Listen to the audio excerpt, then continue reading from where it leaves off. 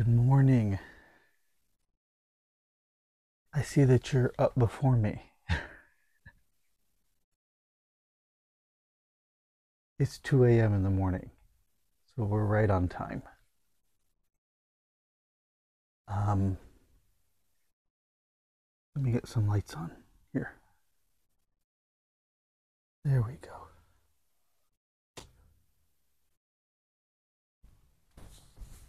Oh, I needed that. I needed I needed the rest. I went to bed around 8, so I got a good 6 hours of sleep. It did quiet down on the freeway behind us. You probably heard there was a little bit of traffic noise, but it was okay. And there's no one in the parking lot here at all. No one came by. That's one of the advantages of planning ahead, like at an Amtrak station, and asking some questions is gives you a little bit of peace of mind and confidence that wherever you're staying, you're probably going to be okay. You'll sleep a little bit better, get a little bit better night's rest. I haven't checked the temperature outside. It's nice in here. I'm going to turn the heater on just to give us a blast of heat here before we leave. I had the electric blanket on again last night. I like sleeping that way. I like just this layer here, the bottom layer, and it's all cozy because it's all like this faux fur. And then on the top of me, I throw this blanket, which is also faux fur, so you're just like surrounded in this faux fur, and it feels nice. And then with the heated blanket, it's really nice. So here's the plan today. We're going to, I also put that curtain up, as you notice, because if someone does look in the front window, here, I'll show you.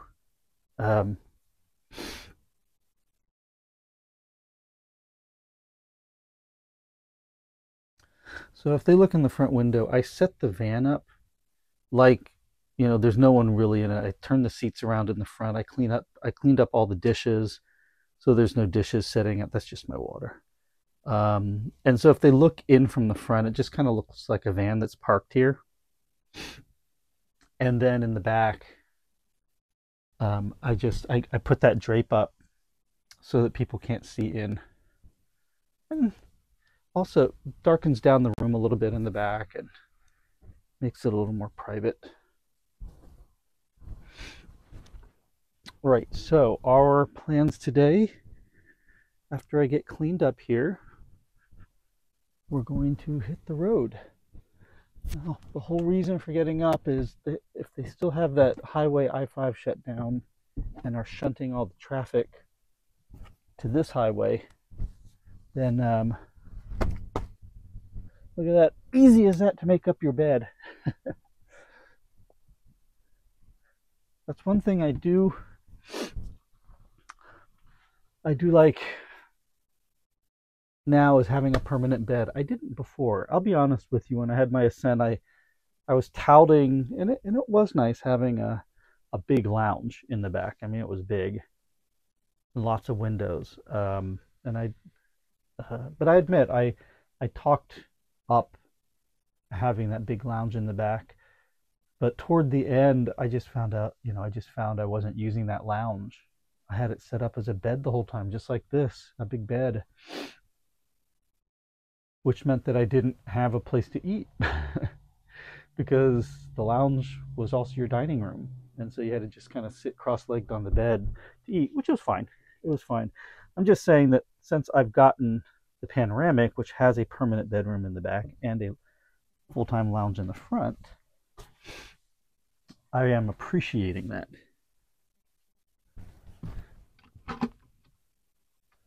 Neil, you should just keep quiet for a bit. It's a nice quiet morning. I'm talking too much again. All right, let me get ready, and then we'll get on our way.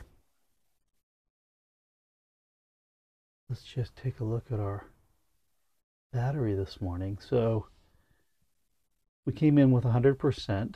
We cooked all that dinner, which didn't use a lot of electricity, but the refrigerator's been on, and I had the electric blanket on all night, and the inverter and the Wi-Fi and the 5G booster and all that, and we're down to 84%. That'll be charged up in no time as we hit the road. Solar controller's all happy, says the battery's good. Nighttime. And our tank levels here. Good amount of fresh, that's fine. Gray 35%, black 42%, and lots of propane because I just filled it up.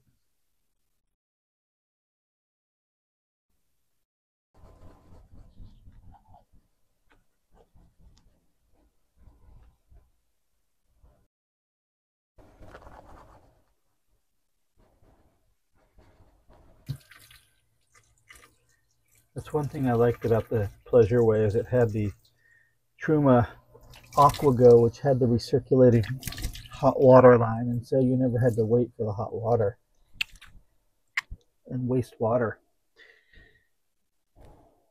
But this coach has the Truma Combi,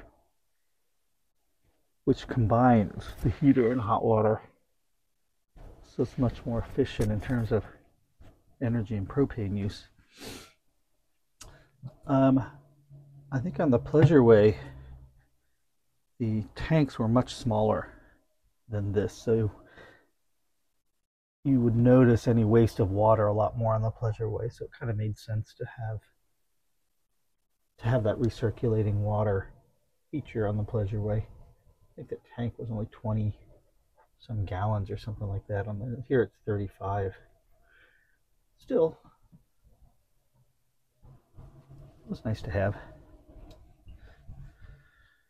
All right, all cleaned up.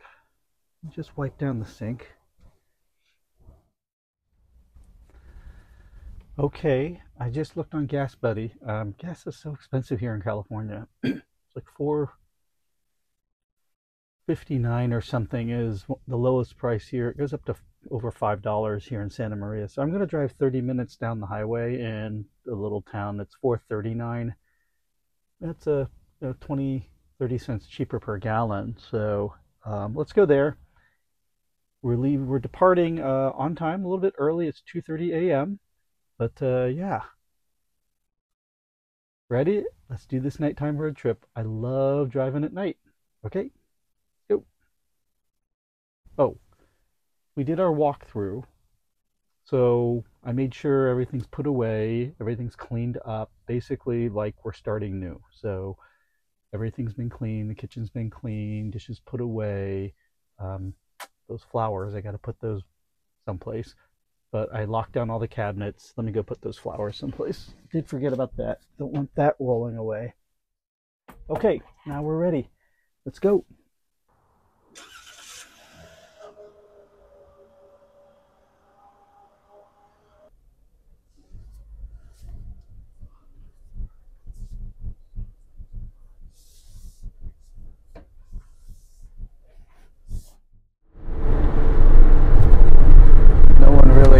Out here on this lonely highway this hour in the morning, except us and truckers.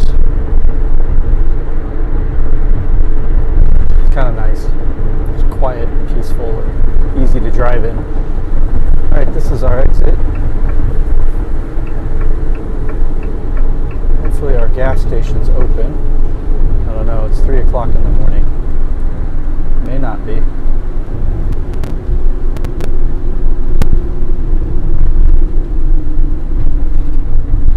Started raining again. This is Solvang and the world famous Anderson pea soup. It's right to the right of us, you don't see it, but Anderson's. They have this pea soup and they advertise all the way up and down California on these billboards. Anderson pea soup. Drive 500 miles to get there.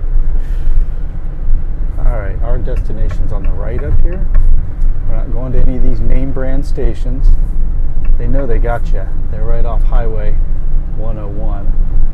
489. I don't know. Our station may be closed. Is this it? No. How much is this? $4.39. Well, that's not bad. I might turn around and go to that one. Let's see. Oh wait, that's it. Tom's Gas. I'm turning around. That was it. All right.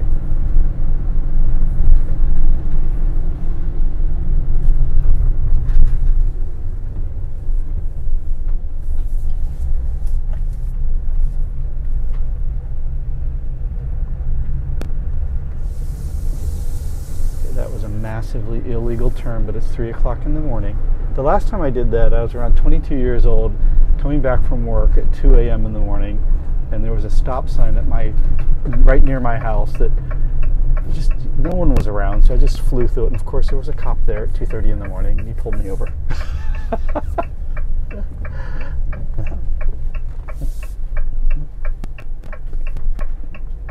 I'm going to get a little cover because I'm going to wash off the mirrors and the lights and stuff like that.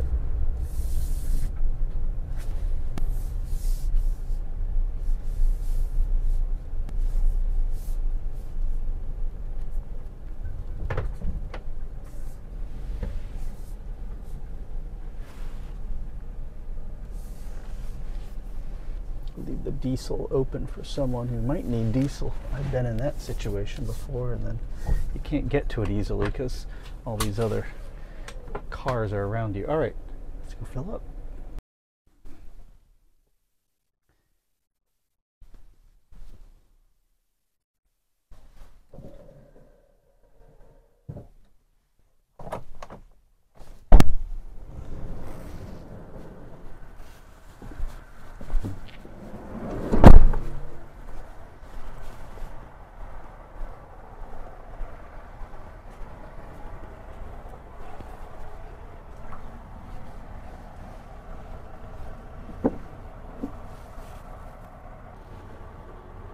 Yes, California prices.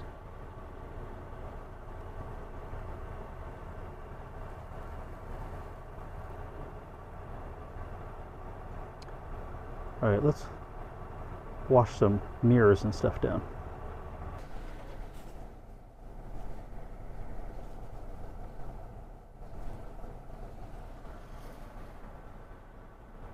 Well, that's the final damage. Not too bad, I guess. Okay, so that is our route.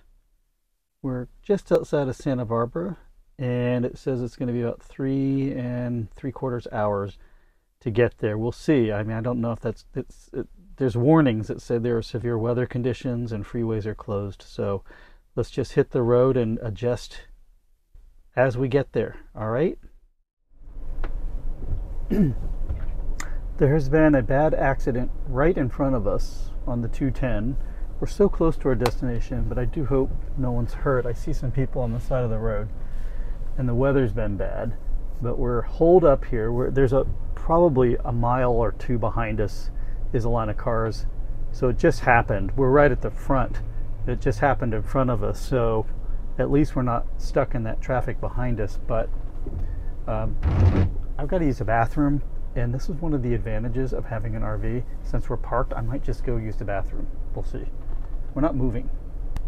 Okay, we're sitting here for a while, and I have to go to the bathroom.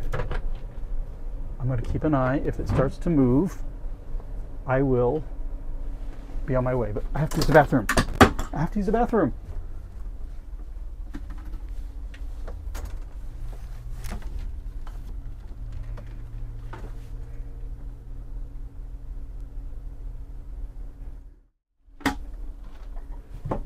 Oh my gosh, I had to use the bathroom, and I even have time to wash my hands.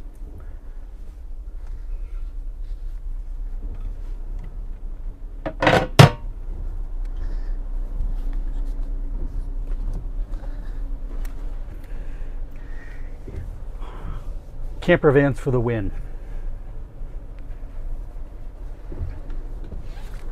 I was going to stop at a rest stop up here and use my bathroom and maybe make a cup of tea, but I guess this is my rest stop here.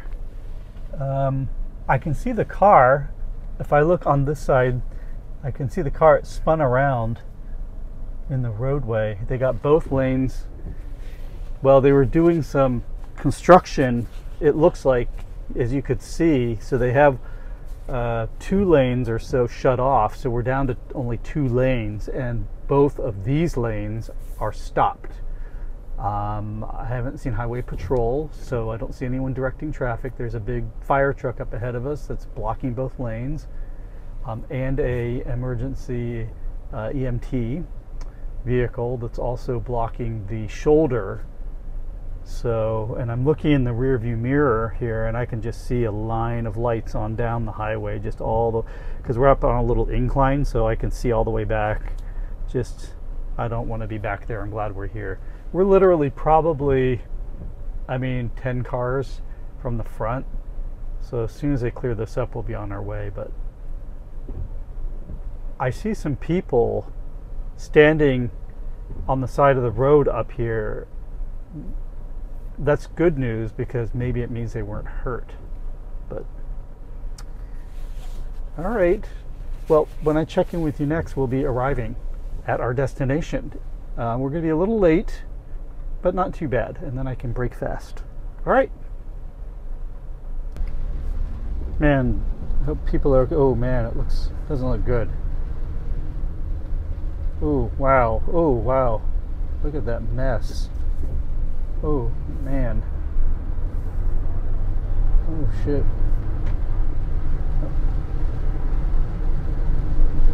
It looks like they were okay. I saw them standing out there. Did you see them?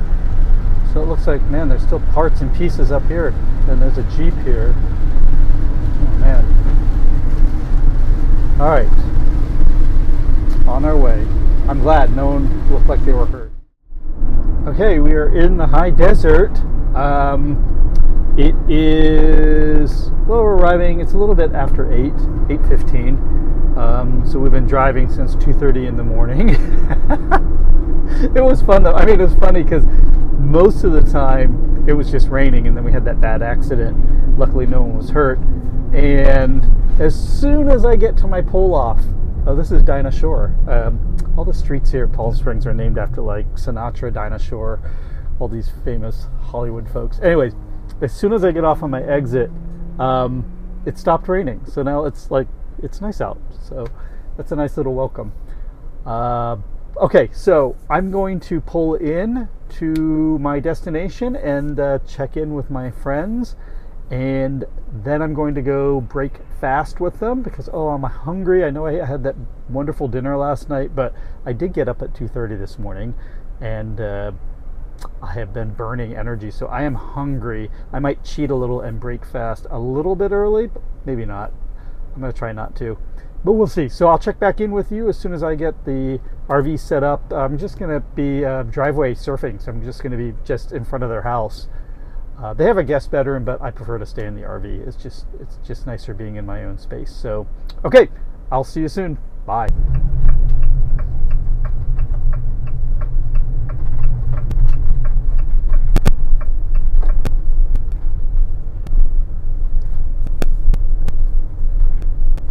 Okay, I need to get the code.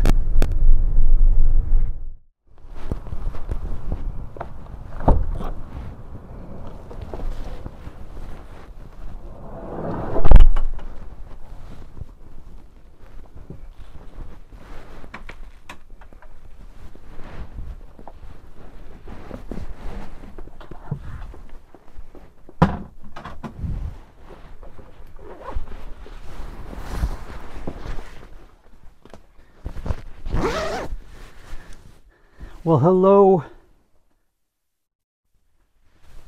Just got back from breaking my fast.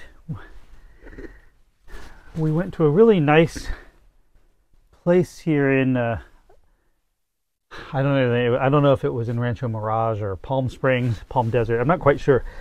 Anyway, hour wait, but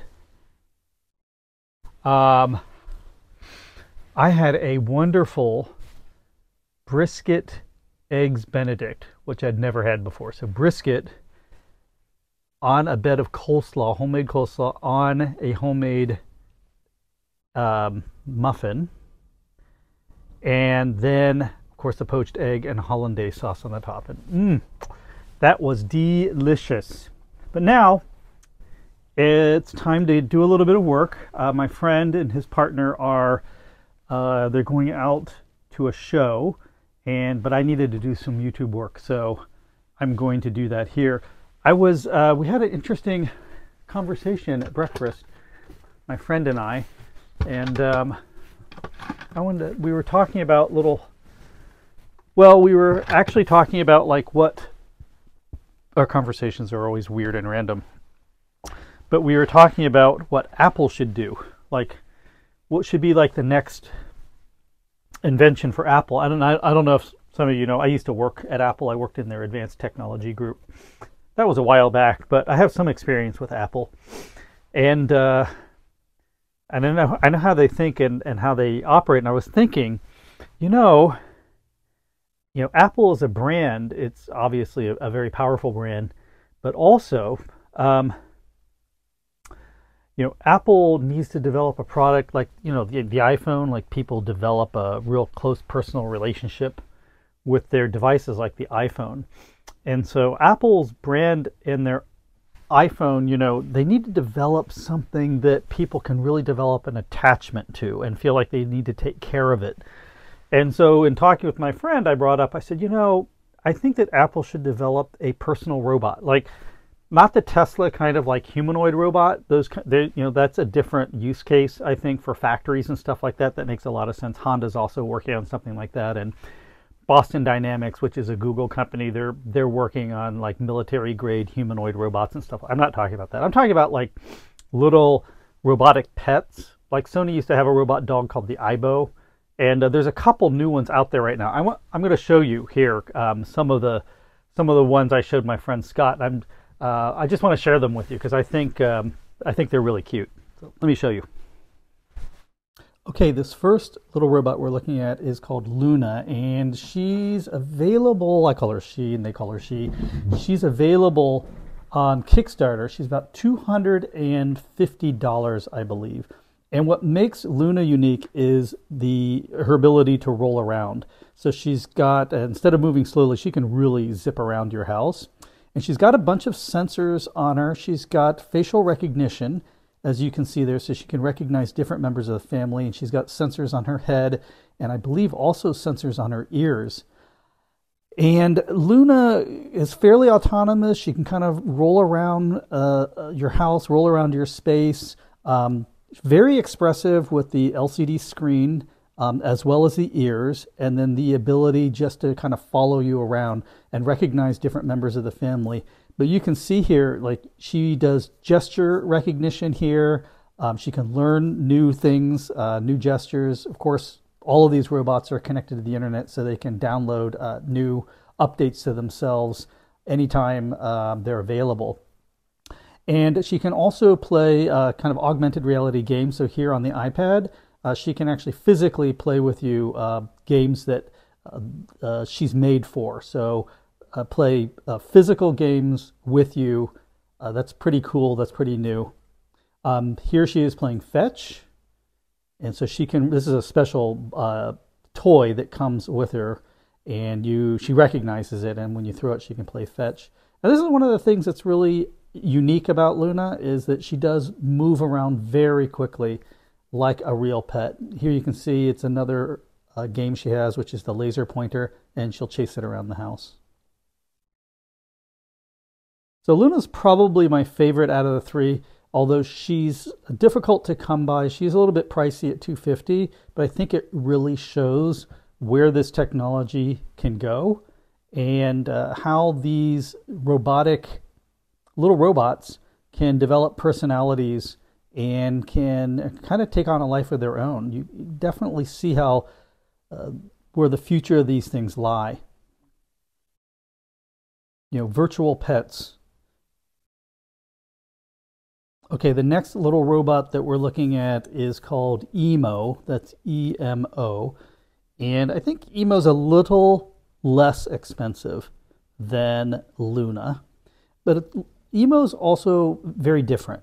So you'll see this is what I would call a desktop pet. And so it's small, it stands upright, and it has legs. It does not zip around and move around the house like Loona does, but it can walk around and preambulate around your desk or your table. And like Loona, Emo has has an LCD screen. It's expressive. It has a bunch of different sensors on it, so it also has face recognition. It has an array of microphones that can tell if sounds are in front of it or behind it. It has sensors on the top of its head, so if you touch it, it knows if it's been picked up. And like Loona as well, it's connected to the internet, so it has certain internet services available to it, like the weather. You can have it as a timer, alarm clock, things like that. Here you can see the facial recognition between two different people working. And a recent update for Emo, it's got edge detection here, but recent update for Emo allows it to go back to its charging base. So it can recognize, remember where it's at, find it, and then go back and recharge itself. Like Loona as well, Emo can play physical games with you. So the app on the iPad, you can play, I don't know all the different types of games that they have, but you set Emo across from you on the iPad, and the two of you can play games together. That's its old recharging stand there. And the new one that it can dock with is a little bit bigger there, and it's got some lights and stuff on it. Okay, so that is Emo. It's a little desktop companion. Okay, the last little robot that we're looking at is by a company. It was a company called Anki, and the robot's name is Vector. It's similar to Emo. It's kind of a cross between Emo and Loona. So it's a desktop pet like Emo, but it doesn't have two legs to preambulate. It kind of has tracks, as you can see here, and treads that it can, and so it can zip around pretty good around your desk. I don't know how well, I've read online, I don't know how well it actually does off the desk, like, on the floor and stuff like that, because I hear that it gets caught up on a lot of stuff on your floor. But on your desk here, it can get around pretty well. It has edge sensors, and then in addition, it has this little tiny arm on the front, like a little bulldozer arm. So that's different for it compared to Emo. It also has the ability to go back to its charging station and charge. It's got a camera on the front, facial recognition, and sensors on the top as well. It knows when you pick it up. It knows when you touch it. And Vector also, I know that Vector actually connects up to Alexa. So all of Alexa services can be accessed through Vector. That's Vector. So those are the three little robots that I wanted to show you. Right, so that was just kind of weird and random, but it was an interesting conversation that I was having with my friend at breakfast. And this is just a little more insight into me. I mean, I am a technologist, and ever since I was a kid, I loved robots. I used to build from, just things I had in my room, like stools and tape recorders and flashlights and stuff like that. I used to build robots in my bedroom. So I've always had a fascination and an affinity for robots. Just a random fact about me. And so it's, in a sense, not surprising that I'm sharing this with you. But yeah, these technologies have come a long way, and it's amazing to me what they can now pack into a really small package. And the other thing that fascinates me about this whole field, this emerging field of personal robots like these, is the human-computer interaction. Because, like I said, I worked at Apple's Advanced Technology Group. I specifically worked in the Human Interface Group, HIG, where we studied how people interact with computers and technologies and things like that. And it's fascinating to me how you can, based on the type of behaviors that a program or a robot like this exhibits, how you can elicit a bonding response with a person. And so I find that fascinating, because we naturally, as humans, want to form bonds and relationships. And so these little robots, they're so cute, and then the way they interact and the animation for their screens and the way they use their motion and things like that to communicate with you and elicit a bond is really interesting to me. And that bond is really powerful, at least from a branding standpoint and from a company standpoint. And that's why I think it could be something really interesting if Apple were to get into it. Because Apple, I believe more than any other company in the world, they have a strong brand that elicits this affinity with their brand. Just think of people's relationship with their Apple products.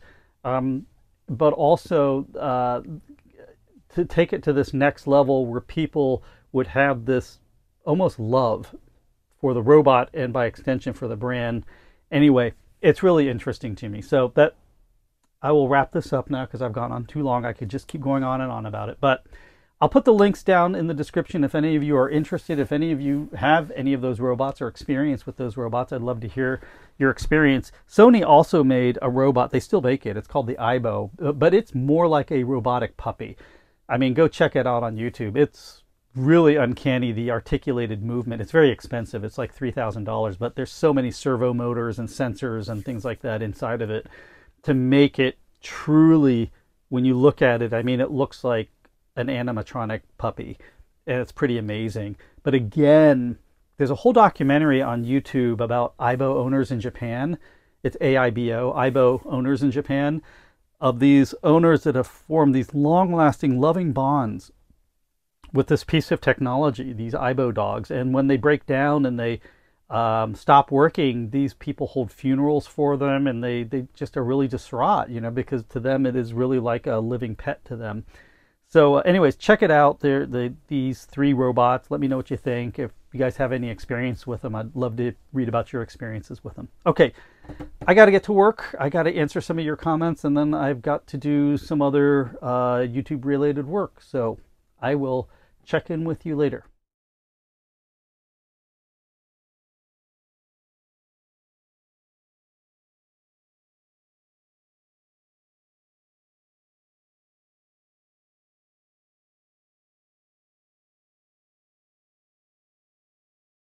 Well, all right, my friends.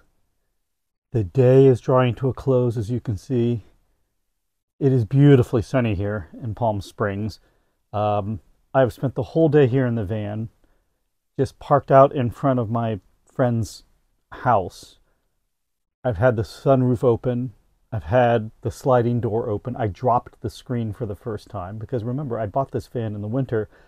But down here in Palm Springs, it's blue skies. It's been sunny, 65 degrees today. Up north in San Francisco, it's just been pouring down rain. I've been talking to Gilio. So I've decided I'm going to stay a couple more days down here because it's just so I'm going to explore the area. And that's what next week's video will be about, is just spending more time down here in the desert in Palm Springs. But for today and for this episode, I'm going to wrap it up. It's a good time too.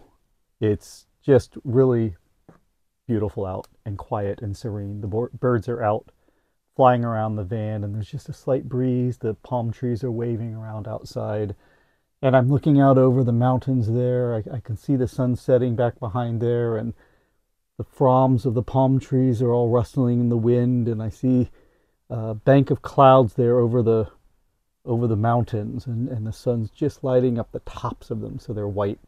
It's really peaceful and serene here.